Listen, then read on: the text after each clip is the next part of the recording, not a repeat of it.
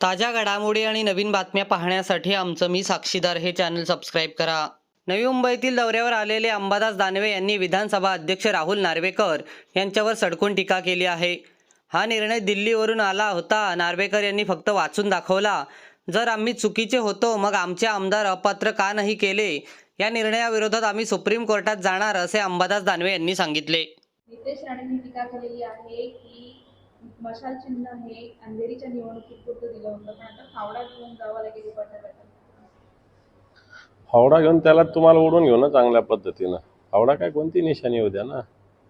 फावड्याचा वापर कसा होतो नितेश राणेंनी शेतात केलेली की नाही मला माहीत नाही, पण मला चांगला माहिती आहे फावड्याचा वापर कसा होतो. फावड्याचा दांडा पण कसा असतो जरा नितेश राणेंना पाहावं लागेल.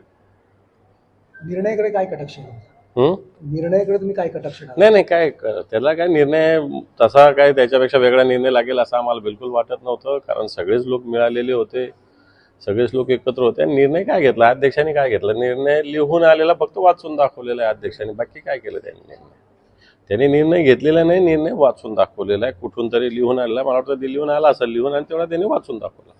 2018ला ज्या पक्षाच्या घटनेतील बदल झाले ते निवडणूक आयोगाला कळवण्यास दुबाटा गटाने उशीर केला, त्यासाठी अंतर्गत धुसफूस सुरू आहे असं चर्चा आहे.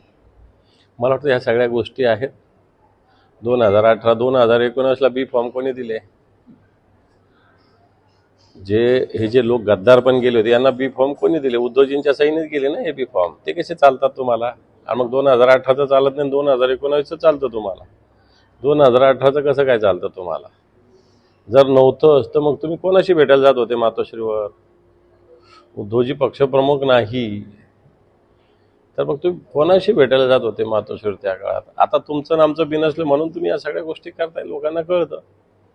सर, उद्या नरेंद्र मोदी नवी मुंबईमध्ये येत आहे. आता उद्या 1 लाख लोक गोळा करण्याचं काम सध्या सुरू आहे. नाही असं व्हावं असं काही मी चिंतन करणार नाही. कार्यक्रम सुरळीत व्हावा त्याच्याविषयी काय असं आम्ही मनात असा वाईट विचार नाही आणणार, कारण जनता आपली आहे, ज्याला जायचं ते जाऊ शकतात. कार्यक्रम सुरळीत व्हावा अशीच आमची मनोकामना आहे. त्याच्यात असं खारघरसारखं व्हावं असं बिलकुल आमच्या मनात नाही आणि होऊच नाही अशा पद्धतीने. त्यामुळे सरकारने सगळ्या खबरदारी घ्यावी.